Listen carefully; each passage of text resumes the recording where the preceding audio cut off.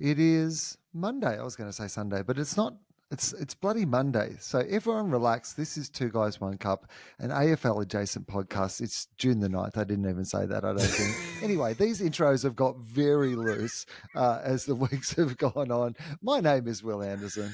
And my name is Charlie Clausen. Happy King's birthday to everyone out there. Oh, yeah. I think Happy birthday to the King. That's probably why you've been thrown, because it's the King's birthday. It's only been, a couple of years of this now.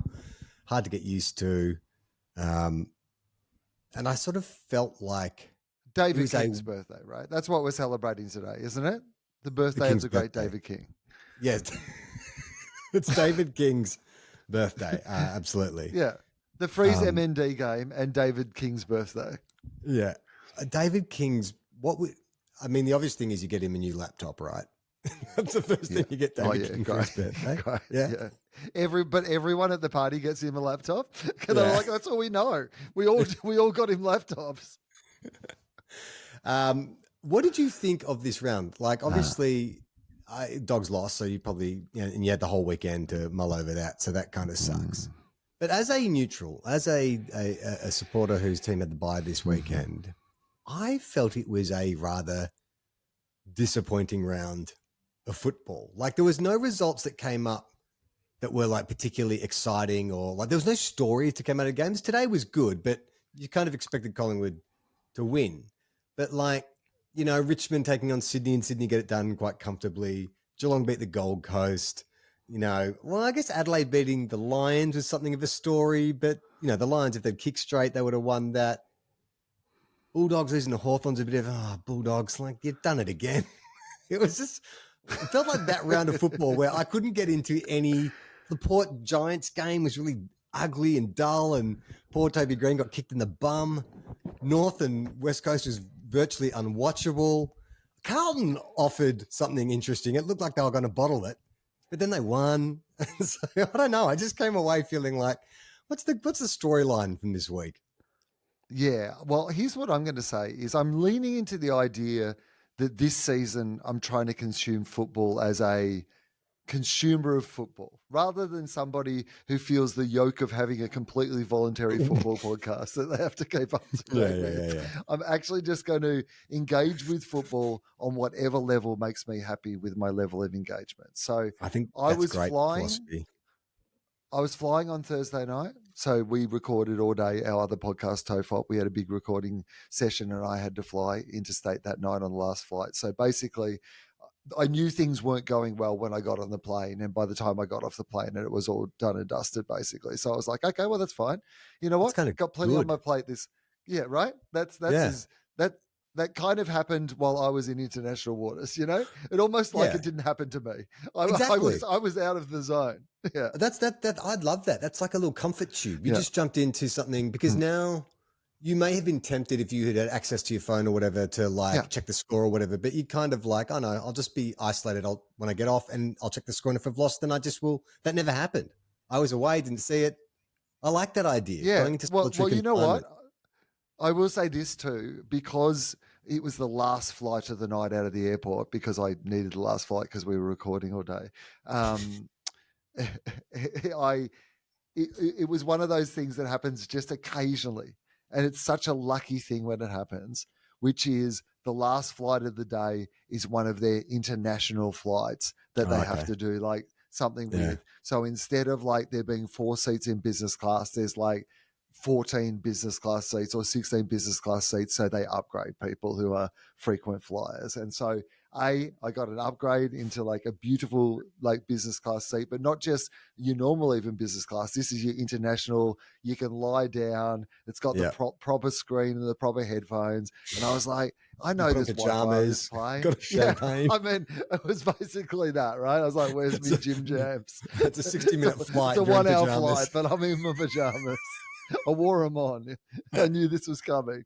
And it was great because when the Hawks were doing a demolition job on the Bulldogs, as I kind of felt like might have happened, Bulldogs off a bye, and, the Hawks are good against us all the time, which is very annoying. And also the fact that they just had that week where they needed to show something extra. I knew it was a bit of a danger game. So instead, I watched the premiere episode of Matlock, and you know what, Charlie? That was a great decision because over the weekend I've watched another 3 or 4 episodes of Matlock. I've heard it's really this is, I mean, great for our Footy Adjacent podcast, but I've heard the new Matlock is pretty good from a couple of different sources. I've enjoyed it quite a lot. So I feel like my Thursday night, while the Bulldogs were playing the Hawks, was well spent. I've got a lot of extra value through this bye weekend. In fact, to those football commentators complaining about bye weekend, I would say what you got to do is watch a couple of games of footy, but also watch some Matlock. Because I watched today, which was a 1-point game. So that was great. I watched a couple of great episodes of Matlock. I went to the footy. Charlie, on Saturday. And it turns out that like the Swans and Richmond was not a good game if you were a football commentator or somebody watching at home. But if you're just there with your mates having a bit of a catch up while watching an afternoon game of footy and then just wandering home, it was great. I was like, that was a great game. I had such a great time. Well, yeah, because I was with a friend who I hadn't caught up with for a while. He was down from Sydney for the game, which is why I had gone despite, the fact that my teams weren't in it. But he had a group of mates who were all on a bit of a boys' weekend, and I was just tagging in for this. Like, so there's 10 of them in a row, but I'm really just like, there's a couple of people who would come in and out of the conversation, but mostly it's just me and my mate. And it was like, you know what it was like? It was like watching test match cricket. Where you're like, I'm here for when stuff happens. Yeah, right. But it doesn't have to happen all the time because I'm also here for like this chat and like we'll wander and we'll get a coffee. You'll have a beer, like it's a fun day at the footy. Yeah. So what you're saying is 30% footy, 70% Matlock. Well, I'm just saying in the bye weekends. Yeah. Like this is the complaint. Everyone's like, oh, the bye weekends, they take the momentum out of the season. But perhaps like maybe some of the members of the teams that are out on the bye weekend do some movie recommendations or like some content. Charlie Cameron, I mean, like I don't think he's touched his phone in 2 years, but maybe it's time for Charlie Cameron to bring this back specifically for bye round. Well, Matlock, thumbs up. But I just think, imagine if, because we were all fascinated in the old days of like, what is the favorite movie of an AFL player? But what if like in bye round, we got a bit of a, g'day, it's Marcus Bontempelli. I'm off for the week, but in the meantime, if you're looking for something to do, I recommend Conclave for an entertaining look at the procedure to pick the next pope. Before we move off Matlock, I just want to ask one thing because this show I was listening to, they were talking about Matlock and I got confused because they were saying, so Kathy Bates is the new Matlock, right? Yeah. But she's not like the daughter of Matlock. She's just a lawyer. Matlock, the TV show, exists in this universe. Yes, but people call her Matlock because she's a lawyer. So I don't want to give anything too much away because some of it's integral to the plot, but there is a lovely conceit where the reboot of the TV show Matlock has a lot of the fun of the original Matlock and the vibe of the original Matlock while still being set in a universe where the TV show Matlock existed.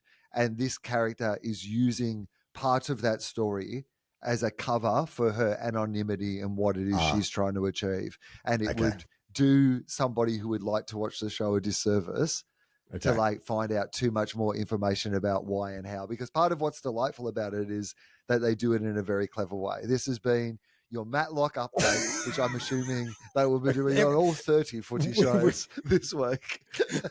And for the rest of the season, you have to give a Matlock update without giving away the plot. So it's going to be tricky. Just one more question on Matlock. Yeah. So I just need to know. So it's not a reboot. No. But it is also, it's not a sequel. No, because Matlock's a TV show. So how, like in this universe, well, Matlock like, as in the new series, Beverly Hills 90210, the new generation or whatever. It's not Matlock, the new generation. Well, I mean, the TV show is called Matlock and her character is Matlock. So I don't know what I mean, how much more, like when you put on the North Melbourne, is she related jumper, to do you Matlock? Suddenly have the shin boner spirit? Like, is it thing that you can? Her name is, so hang on. Yeah. So her name is Matlock, but that's a coincidence that there's a show that's also called Matlock.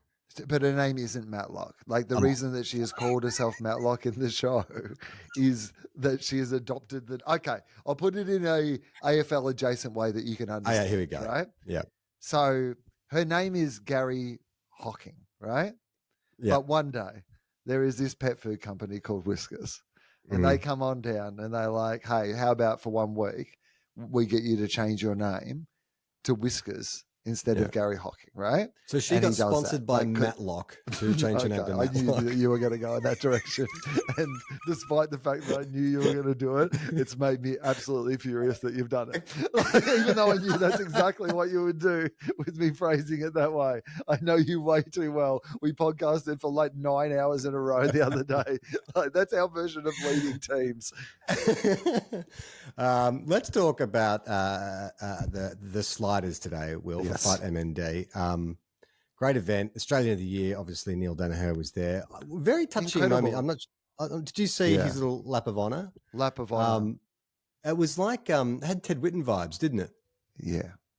I mean, what an incredible story. Like, we're actually doing a segment on Gruen this week talking about Fight MND as a charity and just how successful the branding and growth of that is. And we've been like, we remember the story of this, like from the start when it really was just a spin-off of the Ice Bucket Challenge. And then I was trying to explain it to the team because like a lot of our Gruen team are from Sydney and probably don't have the connection with this story.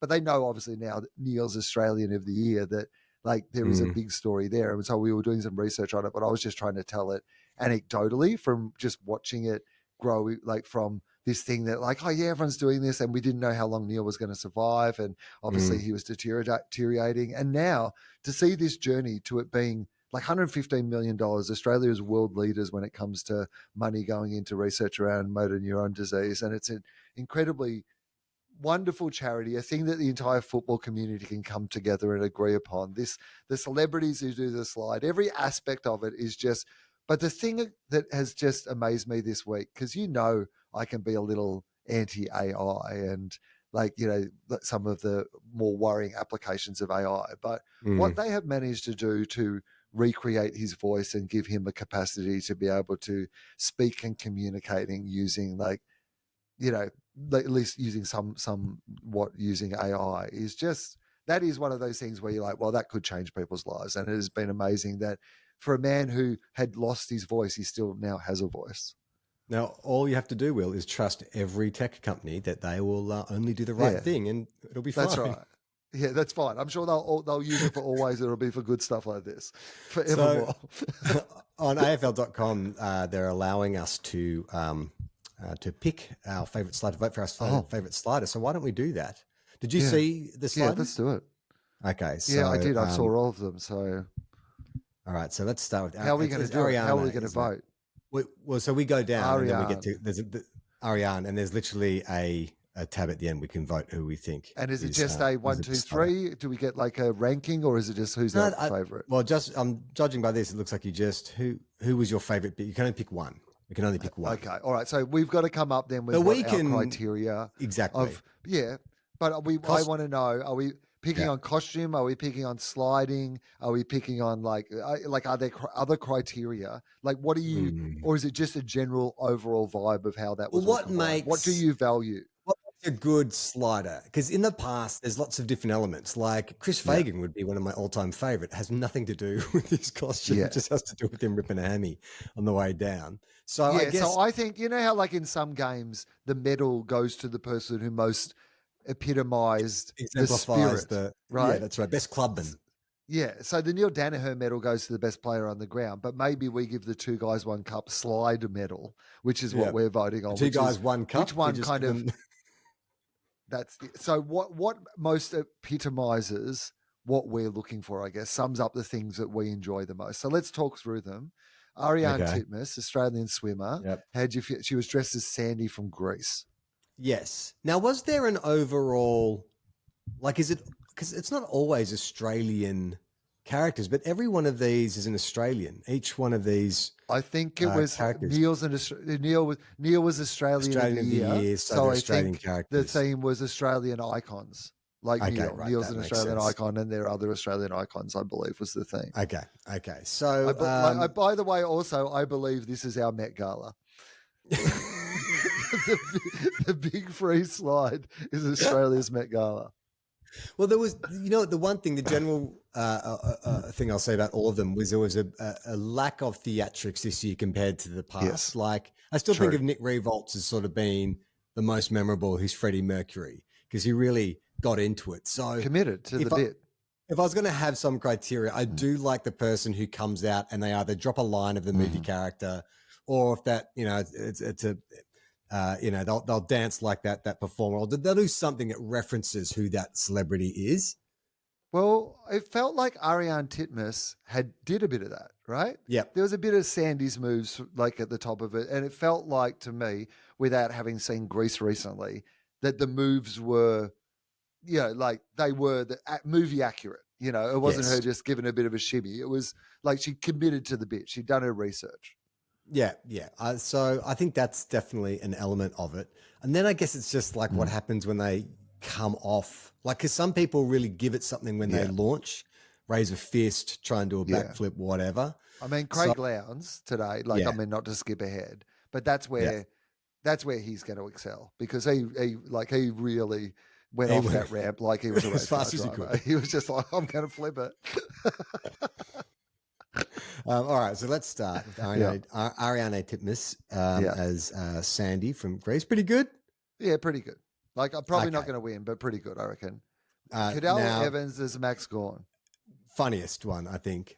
Easily right, funny. Just a visual. Going to be right up there in the side by side. Yeah. Like, I also didn't realize how small Cadell Evans was. Like, I mean, I guess Max makes most people look small, but he looked tiny. He looked like the NAB, like, junior hero thing. Yeah, the medium legends. That's what they should do for the ruckman. No, because they have the mini legends, so they should have medium legends. So for ruckman, they should have the ruckman.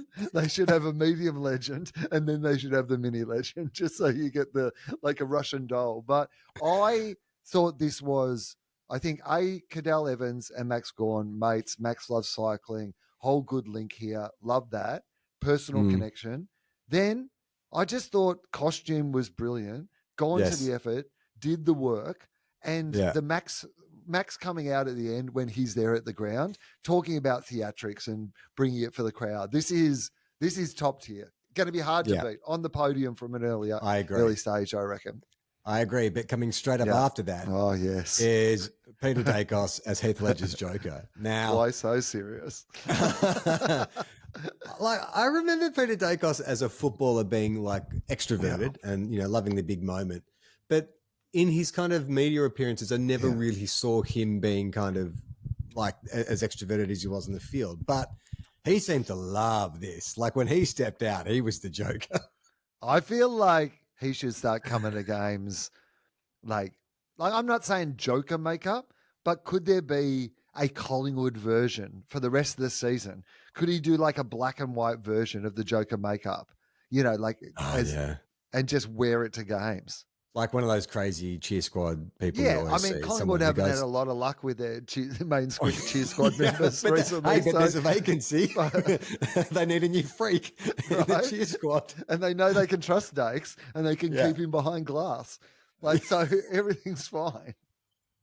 I think that's a good idea. At first, when he walked out, I thought it was Beetlejuice, but I thought he was good. I reckon that's maybe a podium finish for me. Just good costume, commitment to it. Great. I mean, even in this still, he's laughing like he's trying to be the Joker. Like that's commitment.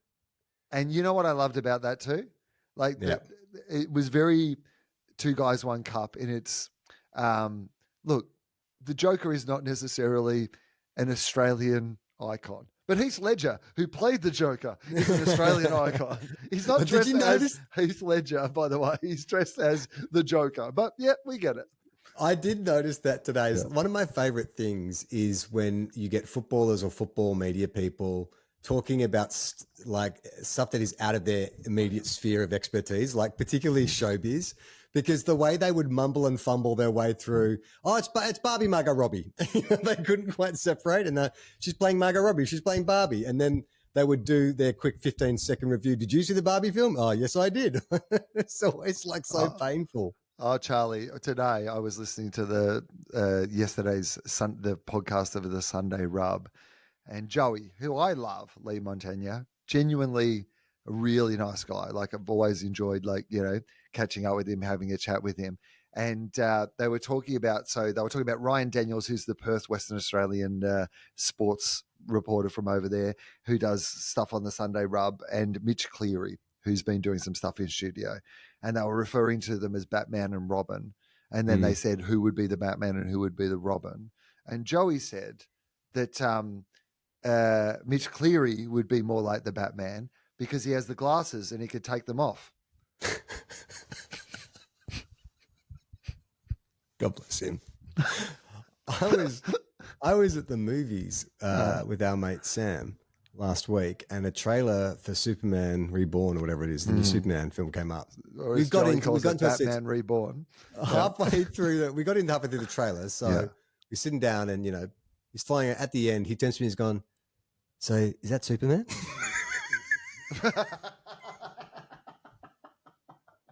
Yes, that's Superman. That's a trailer for Superman. All right, next, Matt Nable as Angus Young. Now, initially I was like, what's going on with this costume? But then that's a real actor because he's done research. Because anyone could do Angus Young, but he said, what does Angus Young look like now as a guy in his sort of 60s? And so he's come out with the white, long, curly wig. It's just a subtle touch that I thought gave away what Matt Nable does for a living. I agree with that. Because Angus has updated his look. It's weird that people who impersonate Angus haven't updated. I mean, when I say he's updated his look, he's wearing the same stuff, but he's grey now. I think his look was updated against his will, to be honest. Sorry, yes. What I mean is the passage of time has updated his look. Right. Catches up with all of us. Apart from Scott Pendlebury. Netballer Liz Watson as Margot Robbie Barbie, right. as the commentators kept referring to her. Yes. Very good. Did really well. Good costume. I didn't know much about Liz Watson, but afterwards I was very impressed. Thought she did a great job.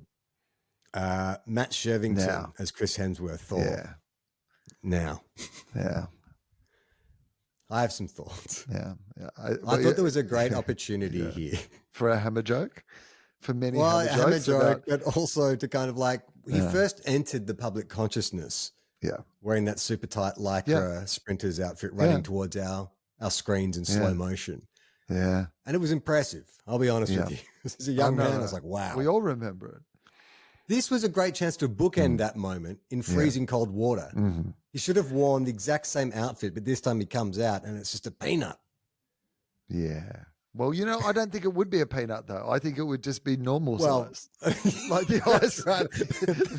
It'd just be like medium legend. That would be his medium legend version. It'd be like, good news. You've all been making fun of me for all these years for having a massive penis, like a massive penis flopping around, the worst thing to be made fun of all time. Well, now it's just normal size like the rest of you. How do you feel about that? Well, the good news is donations to MND are up, but the bad news is Beyond Blue have had more calls than ever from men who are like, for God's sake, even when it's small, it's bigger than mine. Yeah, the calls are for Matt's new dick. It's a whole new... I mean, he's had a career so far beyond that one moment. Of course, and he doesn't like us, he doesn't like anyone talking about it. So he's not going to reclaim that moment. But I do think if he did, maybe he could put a button on it at the end, right? Like maybe he needs to... Big button. I mean, he could put a full suit on it from what I saw. But... Sleeping bag. Anyway, I actually thought a good job. Looked good. Did a good job. Good down the slide, I thought. I just feel the costume, though, is a little bit... That's off the rack from a $2 store. You know what I mean? Like if you look at some of the other costumes, look at Peter Dacos, they're actual... They have different parts, and this is just like a unitard that's painted to look like Thor's costumes. I just felt like loses points for just the cheapness there. You know what I will say? Like, it makes me wish that we'd had an era where he'd had that hair. Like, Shervo looks good with that hair. Like, if he'd been rocking hair at some stage, It looks like he's I reckon he in does. the Southern Suns. Yeah. Remember Like I'm not saying he should be hosting like, Sunrise with it today. I'm just saying like back in his days, early days of being an athlete, I just could have imagined him with like long flowing locks. What do you tune into Two Guys, One Cup for? References to Matlock and the Southern Suns.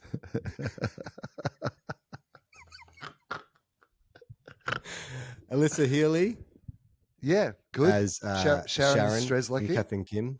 Yep. I think great. Magda's Came out in obviously character. got her own, and Elisa, like she just is a legend. Was right into it. Played the whole. Talking about committing to the bit from the start. This is classic. I think she's on the podium as well. Yeah, I agree. Aaron Davey is Michael Long. Now this is because when he first came out, I was like, who is he? And then when they said Michael Long, I'm like, oh my God, that's exactly what Michael Long looks like. No, I thought he did a great job of not only impersonating Michael Long, but I reckon what Michael Long would have reacted if Michael Long went into an ice bath, because it had a real feel of a guy who was like, it is enough that I am doing this. You know what I mean? It was, I think he was the one who, if you're marking anything on a degree of difficulty, you look at a Shervo or whoever. Wouldn't surprise me if Shervo has an ice bath regularly just as part of his fitness regime, right? Yeah. Like some of the ex-athletes. I got the impression that Davey probably never had one when he was playing either. Did not like the cold. I noticed too that Tim Watson addressed him as Flash. I was like, oh, is that Tim Watson, to what Tim Watson used to call, like, was that Michael Long's nickname? Because he referenced 93, or is it Aaron Davies' nickname? Because it's not like one of those famous AFL nicknames, is it? No. Michael Flash Long? No. Might have been one of those, like, in the four walls of this club, we call him Flash. Yeah. I mean, that would make more sense, right? But I don't know. Yeah. You're looking it up? I am looking it up. Flash Long? Did Michael Long, Michael Graham? No, okay. It doesn't seem, well, nothing's coming up immediately anyway. All right. And the final one was Craig Lowndes, as you referenced earlier, as Mad Max. As a Mad Max aficionado, that's not the greatest costume. In fact, I thought he was coming out as Danny Zuko at first. I was like, oh, that's interesting. Did you think the same thing? Yep, same. Yeah. Absolutely 100% thought the same thing. This is the problem, because Craig Lowndes, I'm going to say, best off the ramp for the day for me. Committed to sliding down that slide, and really, you were like, oh yeah, I can see why you're a good race car driver, because you just love fanging it and just having a good time. Like I responded to that. That felt good to me, but I did not think that the look was. All I'm saying is, not the right look for him. Right? Like I think someone else dressed like that you could have said, oh, that's Mad Max, but it didn't immediately say Mad Max in relation to him. Yeah, like it's got the bit of the Shevington issues. It's like he's sort of the costume's not really doing much. If you'd gone with the full like shoulder pad and the knee brace and stuff, like a film accurate, then I think we would have rated a lot higher. And then finally, Mark Taylor as Shane Warne.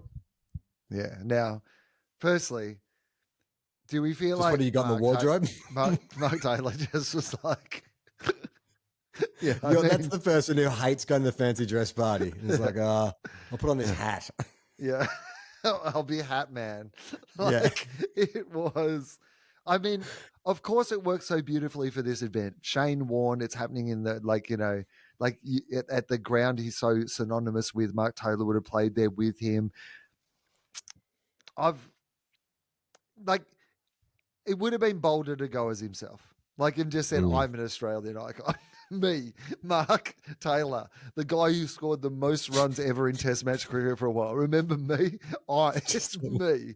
I am the final is the final one. He just goes, are you dressed as Shane Warne? And he just goes, no, I'm dressed as me. Mark Australian Taylor, captain, Mark Taylor, Mark Tubby Taylor. Mark Tubby Taylor. Yeah, I'll call it out. That's fine. I'm saying it. Me, the air conditioner guy. It's me. I'm owning it.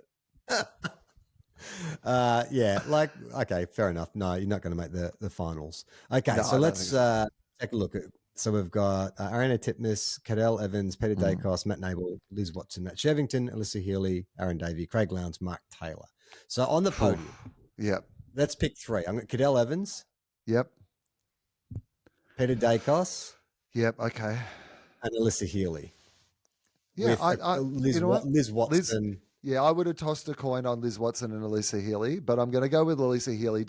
I think partly because maybe Aaron Davies too is pretty good because that's the one that Aaron Davies in a lot of ways had the most skill to execute because it wasn't the most.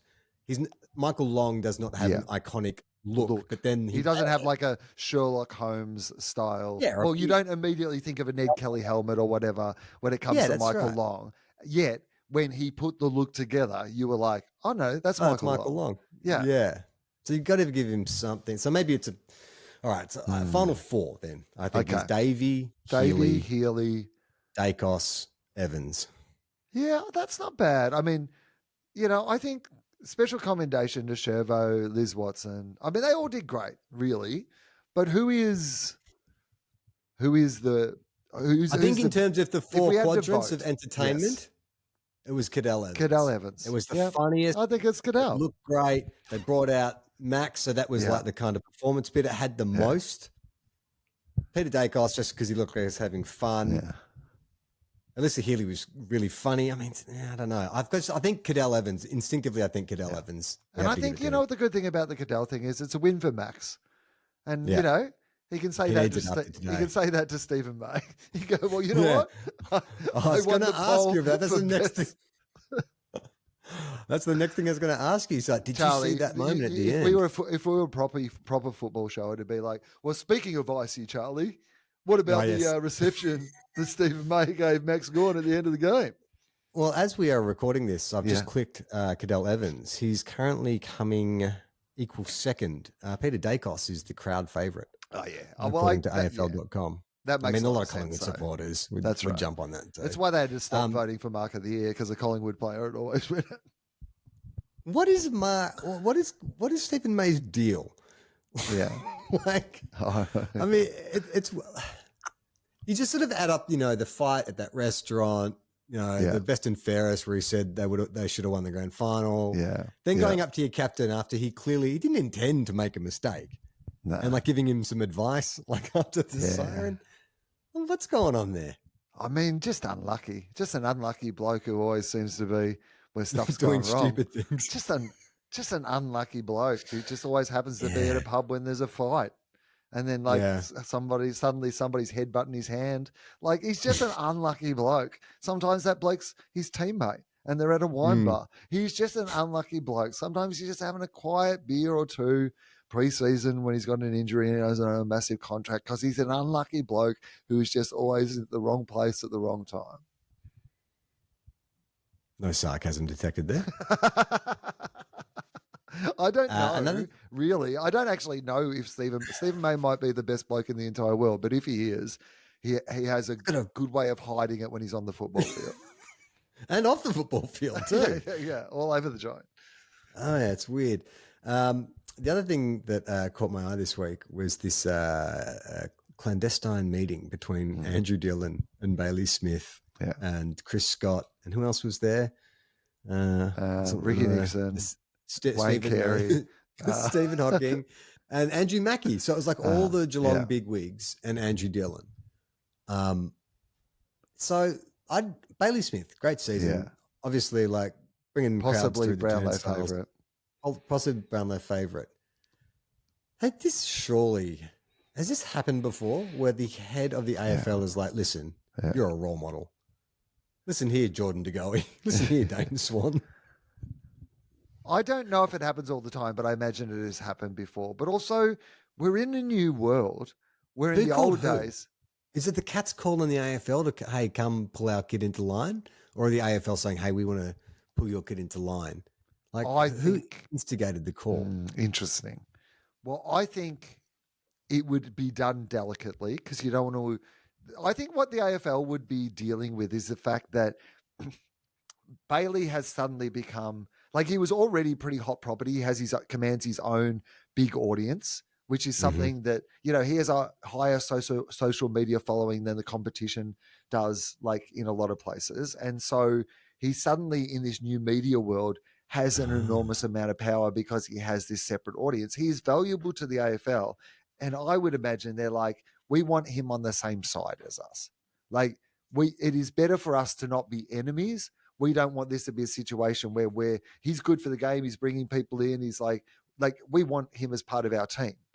So what we've got to do, and potentially at the end of the year, I'm going to be standing on stage handing him the Brownlow medal. So we want to get ahead of this being a good look for the game and something that everybody's winning from rather than it being like a bad situation. And maybe it's just that step in saying, hey, we think you're doing great. How can we work together? Like, how do we support you? How do you work with us? Like, I think it would be that sort of vibe. Does that not kind of raise some concerns that the AFL are showing favoritism to a certain player and club then? If they're... But they are. I mean, I don't know whether you should be concerned about it, but like they're stakeholders in an entertainment business. It's like you've worked on enough. Like this isn't the football of it all. This is the business of the entertainment product that is the AFL. And you've worked on shows where there would be an actor who is in that show that might be able to get away with a lot more than anyone else could get away with because he has a value to that show or brings something to the show that he doesn't have to work the same hours as everybody else. Or he has but there's a point where the show goes to them and says, hey, let's be all on, we'll get your manager in the room. We'll all have a chat about, hey, are we all on the same page? How can we support you? Like before the thing spirals out of control or whatever it might be. And everyone's at, enemies of each other. I think that feels smart to me that they would do that. I would have killed to be a fly on the wall. Like, what is Bailey Smith? He's 24. That's the other thing. Yeah. When I read that article, I'm like, oh God, he's like a baby still. Like, what does 24-year-old Bailey Smith offer when those guys walk into his living room or his kitchen? Imagine he has a nice place down there on the Surf Coast. $4 million place down there, I believe. Not that I've read a whole bunch of articles about the lovely life that he's having in Geelong now. I mean, does he have Monster energy drink in his fridge? Does he have like Perrier, sparkling water? No alcohol, clearly. Like, that the big boss is coming down. You just get rid of all that shit. But what are you offering? I mean, when I was 24, if you open my fridge, you'd be lucky to find like there might be milk and maybe half a drunk orange juice. Yeah, I reckon Bailey Smith takes better care of himself than you did when you were 24. You think? I'm gonna go out. So what do you think? Well, that's an even more interesting question. So is he offering them like some kind of kombucha or wheatgrass, or is there some healthy? Like a kombucha and wheatgrass. He feels more like a protein shake sort of fella to me, coffee?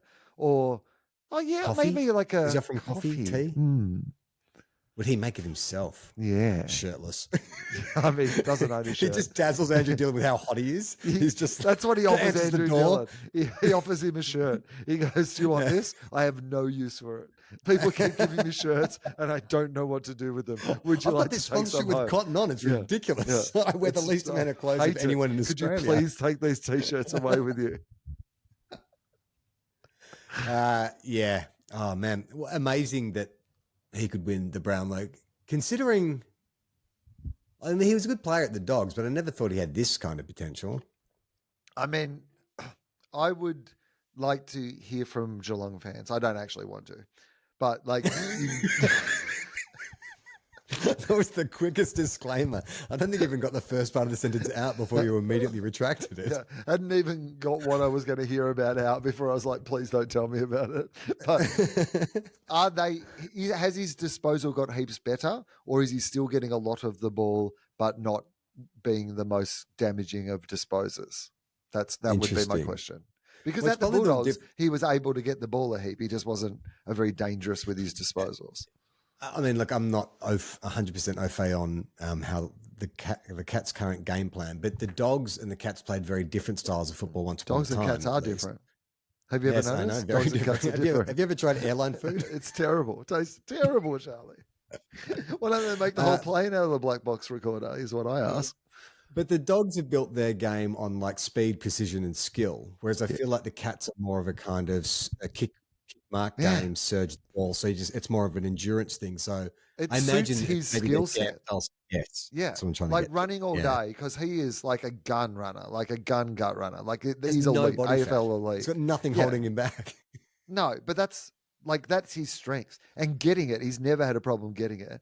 Like that idea of being both on and off the field. No, I bet he's never had a problem getting it. Whatever it is, whatever you define it as being, Pennywise the clown from the sewers, he can get it. What is it? I don't know, but Bailey Smith can get it. Come and get it. Come and get it with Bailey Russell Clark. Yeah, Peter Russell Clark was singing about Bailey Smith when he's saying, "Come and get it." Yeah, come and get it. Come and get it. What were we talking about? I don't know, Bailey Smith. Bailey Smith, the Cats. The meeting, the catch up. Oh, yes. Yeah. I mean, the Dogs, one thing the Dogs are good at is losing players and having them go on to become superstars in new clubs. I mean, that might be part of the problem. Like, part of the problem might be that everyone who leaves thinks they're going to be Josh Dunkley or Bailey Smith. And that's why they want to go. But they're not all going to turn into those players. Just some of them turn into a Luke Dollhouse or a Marcus Adams. Yeah, good players, but just no better than they were at the Bulldogs. That's fine. Well, we've got some mail to get to, but we should quickly just recap the games. Just give me a couple of words. All right. Okay, so we talked about the Bulldogs a little bit. Maybe I'll troll. Good game. Yeah. Hawks are back. Yeah. Crows beat the Lions. They were good. Like, but the Lions won it, they would have snatched it. Yeah. They should have won, but I thought Adelaide were better for 3 quarters leading up to that game. Jordan Dawson is fucking superstar. Did you see at the end of the game, both the coaches were like just genuinely like, I reckon we should have won. And then the other coach was like, yeah, but we did win. And I also think we should have won because we did win. And then they were like, but I kind of felt like we could have also won. And they were like, yeah, you could have won, but we also could have won. And I'm like, yeah, that was that game. That was but it's also the closest Chris Fagan's ever come to being like arrogant or boasting. Like, we really should have won. It's just like, oh yeah, go off, King. Richmond, Sydney, you were there. It's funny. It wasn't great for the Tigers, but the Swans were a bit better. Anything that happens, this isn't a write-off year for the Tigers. They're already way ahead of schedule. But no, they're all fine. The talk about Sydney. This could be the fire starter because they get Goulden back, I believe, next week or in a couple of weeks. They get Tom Papley back. No, I can't. I mean, could they? They couldn't, could they? They could. I don't think they will, but they could. Like, yeah, I guess they could. They've still got a little bit of hope, and this season is one of those things where nobody really feels the need to cement their place in the 8. It feels like apart from a couple of teams, there's like a whole bunch of teams that you were like, oh yeah, you're going to make the finals, who are suddenly not in the 8 anymore, and some of that's because of the bye and the drawing and blah blah blah. But some of it is just that I think there are teams that on their day, that maverick middle order that there is in this season's competition, mean that mid-table Mavericks. Yes. Yeah, it's quite long, that list of mid-table Mavericks. Now the Port Adelaide one as well. So it's down to 15th, just 2 games out of the 8. Although I feel like last year was much more volatile. That it felt like there was a lot more movement and you weren't. This year feels different. It feels like those teams that are in the 8 and maybe the Dogs at 9th are pretty much that they're the teams that are going to be playing finals. I can't see Essendon, Carlton, Saints or the Swans jumping up, but who knows? I know, but one of them. I'll be playing that heart music in about 4 weeks. Because one of them could. Like, I'm not. All 4 of them won't, but one of them could. All you need to do is get like a good run of 3 or 4 games in a row on, and then suddenly you're back in it. Okay, so we won't do the top 8 vibe check, but from 9th down to 15th. So it's the Bulldogs in 9th, Bombers, Carlton, St Kilda, Swans, Melbourne, Port Adelaide. They're the teams that are in touch with the 8. Yeah. Of that list, those 7 teams, who is the most likely, besides Bulldogs, who's the most likely to jump in? Okay, so Swans, Melbourne, maybe Swans. Swans have a pretty good run. Yeah, Swans have a good run. Home. I don't think Melbourne are too far away from it. I mean, like, Collingwood are the best team in the competition and they ran them to 1 point today. I still think there's a chance of life. Essendon are just 1 game out of the 8. I won't even consider I know, but no chance. No chance. They could be like on top of the ladder and I'd be like, not going to happen. Probably won't win a final. But they could just sneak in while nobody else is paying attention, Essendon, despite the fact that they don't really feel like they've had a good season at all. It'd be Port so Adelaide funny if to they in a got a year. run on. Yeah, no, it's not. No, I'm putting a line through Port Adelaide. Absolutely no way they play finals. All right, I'll do one of those crazy Daniel Gorringe type bets. If Port Adelaide make finals, I will kill myself on camera. Okay, all right, okay, great. Well, let's do it for Ken and for that. Cats beat up the Suns. So yeah, who knows? Cats are good. Suns. No one wins down there. Don't worry about it. Could you imagine? Just like tell me, and we shouldn't joke about this, of course. And like, please, if you know, this like, is a satirical podcast. et cetera. Yes, et cetera, et cetera, et cetera. But just imagine that it turns out this is the backstory I'm creating for this to make it comedic, which is that when you were like in South Australia filming McLeod's Daughters, something happened that like there's someone at the Port Adelaide Football Club who has a massive grudge against you. I don't know what the thing was. Your paths crossed in some way, and they feel right. I didn't give him an autograph in the Gawler shopping centre. That's right. They feel wronged by you. Yeah, and like to this day they take it personally. 13 years old. Yeah. Jake. Well, I can't remember what my character's name was. Jake, whatever his name was his favourite character. Yeah, and some poor little Port Adelaide kids. I Eminem'd him. He waited for 4 hours in the blistering cold, and I just said no. Yeah, at a McLeod's Daughters signing at a mall in Port Adelaide.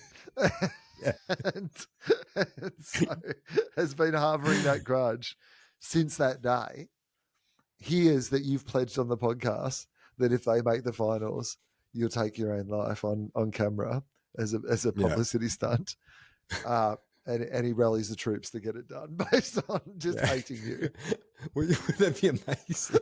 That the club releases the footage of him getting up in front of the group. Oh, boys, listen to this. Boys, I was 13 years old. This guy, the shopping centre. Yeah, if it tells the whole story, they release it as social content, like one of those package videos. They cut to the players, they're all got tears in their eyes. Like, Kenny comes up, get him. gives him a hug. Let's kill him. We'll Ken's like, this is my last wish in football.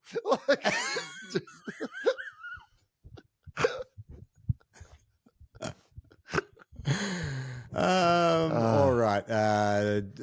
So we talked Giants and Port. We talked a little bit about that. North and West Coast. Oh boy. I don't understand why North aren't better. Like they've got so many high draft picks. How come they're not playing better football? Will? What's going on? That is worrying me a little bit, I will say. They are winning a little bit more. Coach? I don't know. I think we all fell in love with Clarko, but the idea of the romance of him going back. Yeah. I don't know. But I mean, who would be better? Like, I don't know if it is. I don't know if it's. I don't know. How long do you give them? Because there are other teams getting better again now, and North just don't seem to be like. Well, I guess they won. I mean, like here's what they did. Yeah. They've done this deal with Western Australia. They get like $7.5 million over 3 years. They play 6 games in Western Australia. They have now won one of those games, which is a home game in Western Australia, right? So 1 out of 6 for $7.5 million. You know what?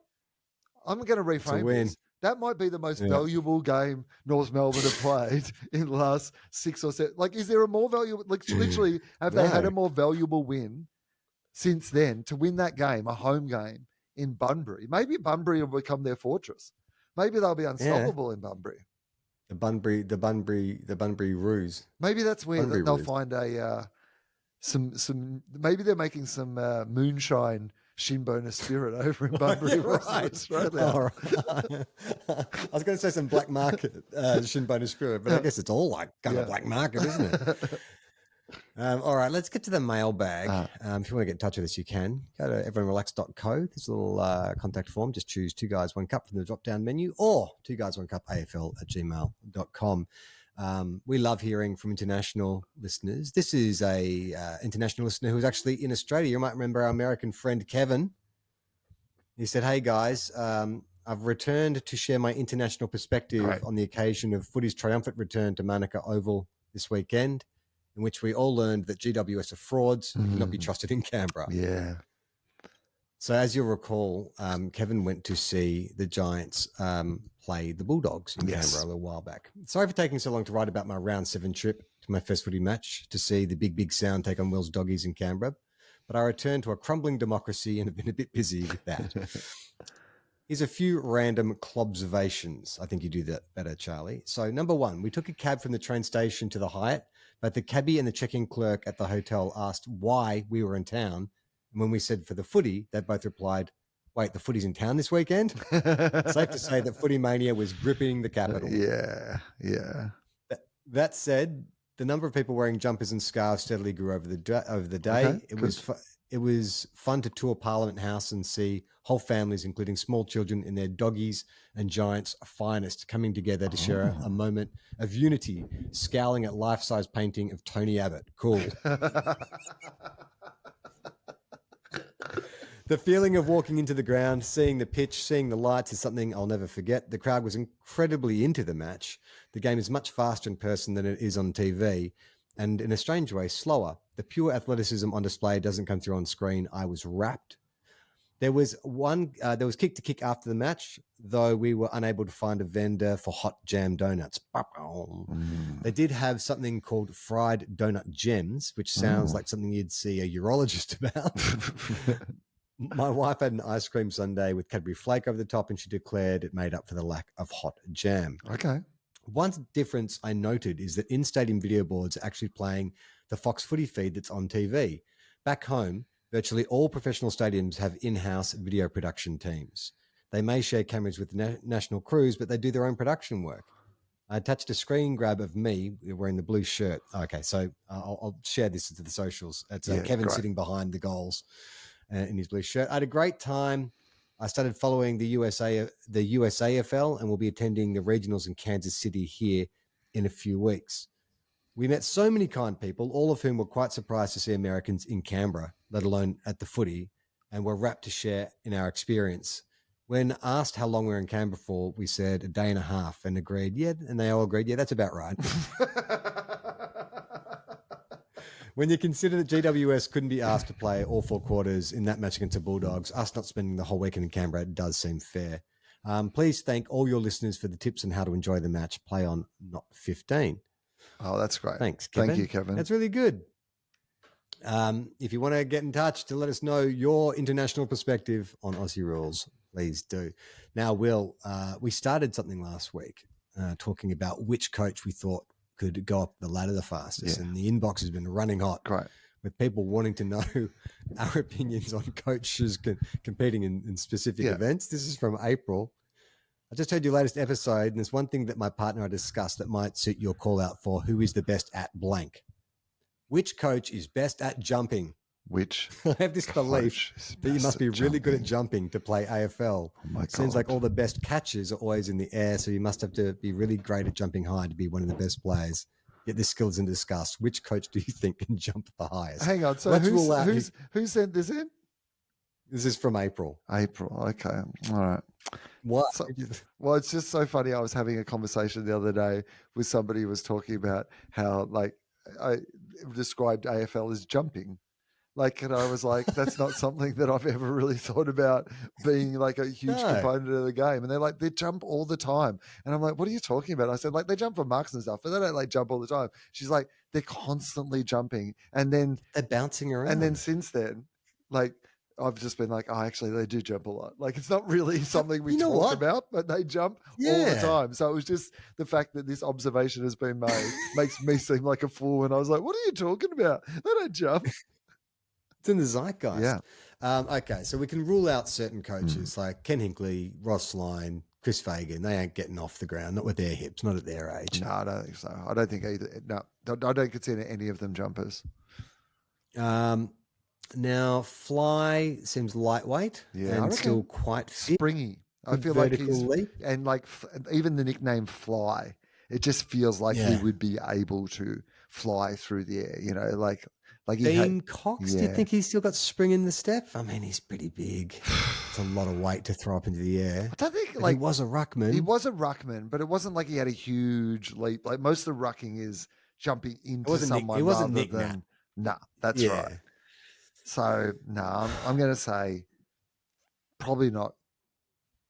Simon Goodwin and Justin. So Justin Longmuir apparently is quite tall. When we had our ladder conversation, we ruled him out, and someone said, "Oh, the dude's like 6'6". Is that right? Okay. Smart. Well, not 6'6", but big. Yeah, and alive. So I think he's big and live. And he was a defender, right? He's a centre half back, so he probably does have a good leg. Actually, you're right. He would actually be. Okay, so he's probably a contender.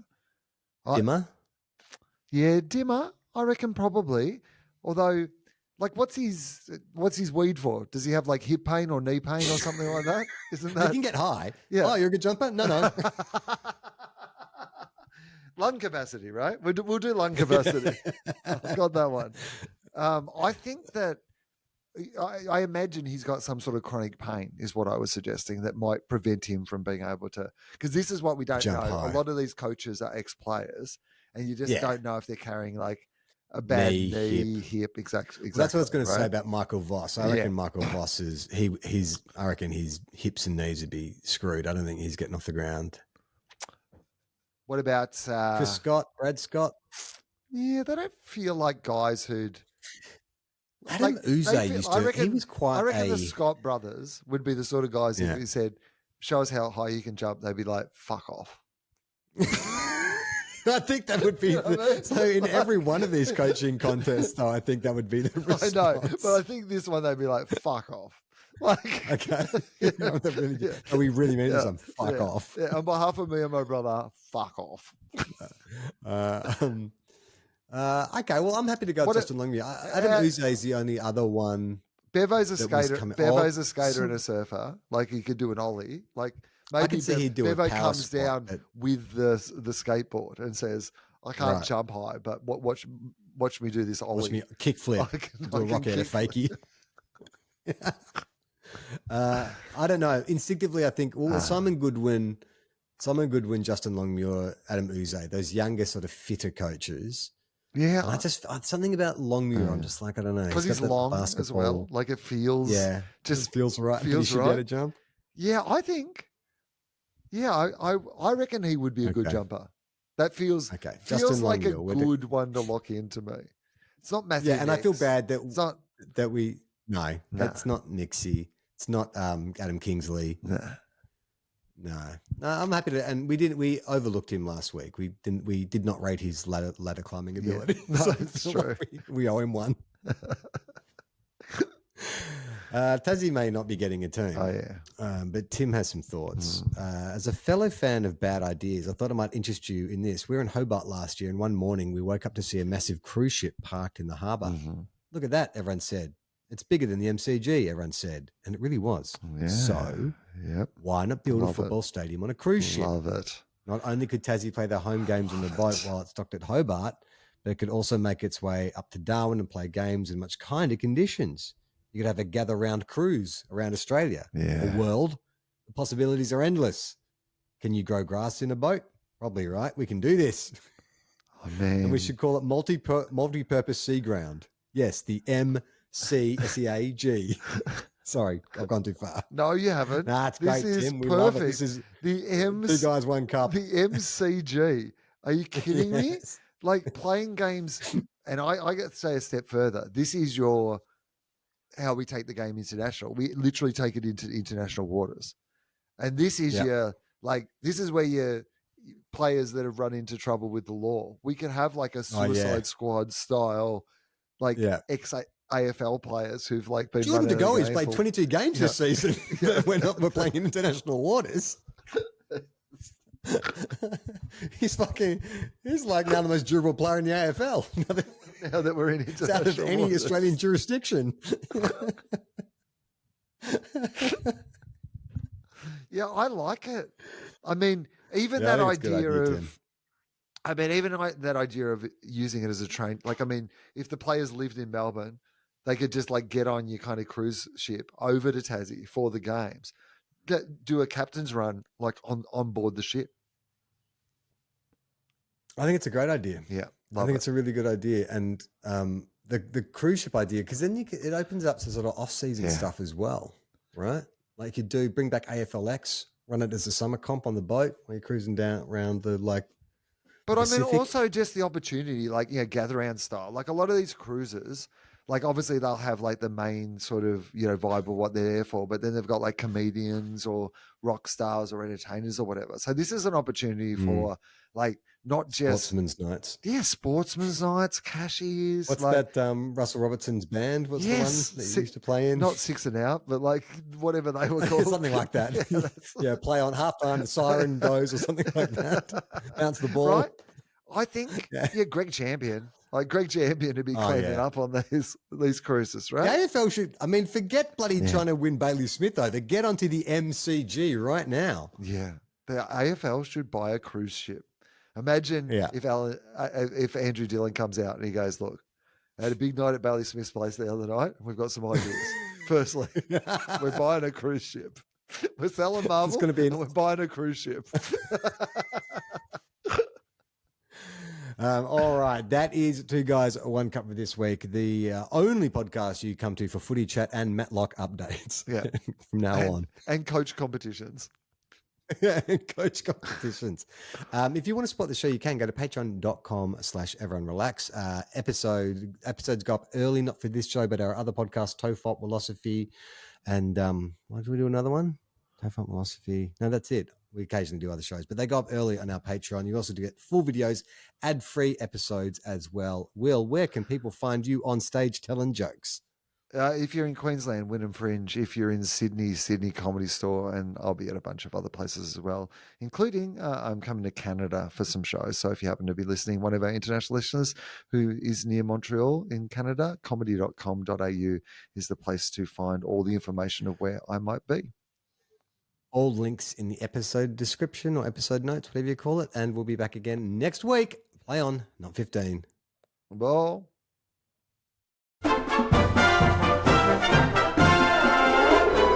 Little footy loving dickheads, dreaming about a Premiership Cup. We love our clubs, but they never win. 2 flags in 100 years. The shit house. If you think we'll be insightful, clever, or just well researched, we're here to say that's not the case. We'll just go out and wing it. We are 2 guys, 1 cup.